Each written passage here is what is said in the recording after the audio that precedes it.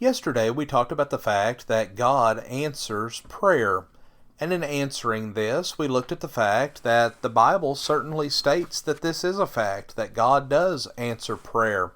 We saw as well that prayer will accomplish something that is good. We saw that every prayer receives an answer, and even sometimes that answer is no, but we need to be willing to accept that, even though it may be hard to do so. We need to realize that God is wiser than we are, and it's not our place to question God. Today we're going to look at some erroneous views that deny that God answers prayer. We see some people that believe that prayer is merely a glorified pep talk.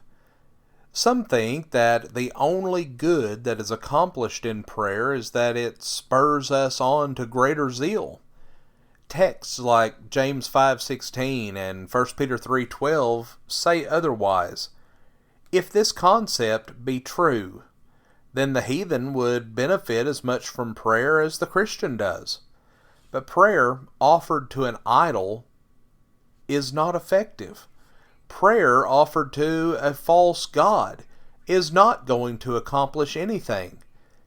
But James tells us that the effectual fervent prayer of a righteous man availeth much. Others say that God cannot answer prayer without miracles. Well, this concept may come as an overreaction to the charismatic way of thinking.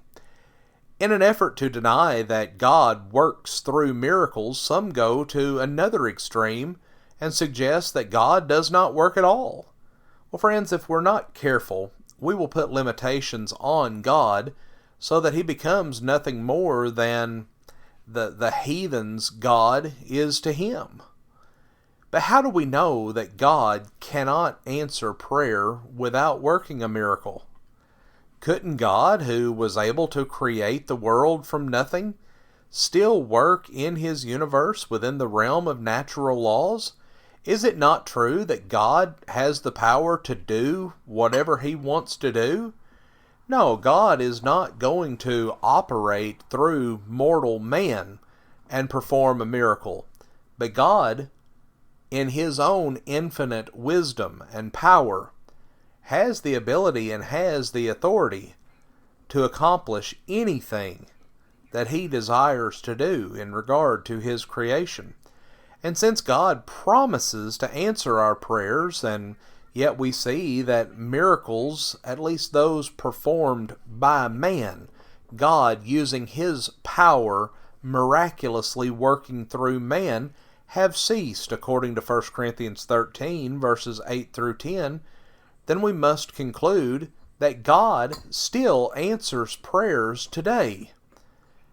But He may do so according to His own power and authority, not based upon the workings of the Holy Spirit through mortal man. There are some also that follow after a belief known as naturalism. And naturalism says that everything is predetermined and fixed by God, and that God is not going to change anything. Well, this suggests that God has removed Himself from the operation of the world. It's like He has wound the world up like a clock and just sits back and watches it tick. Well, this theory denies the supernatural.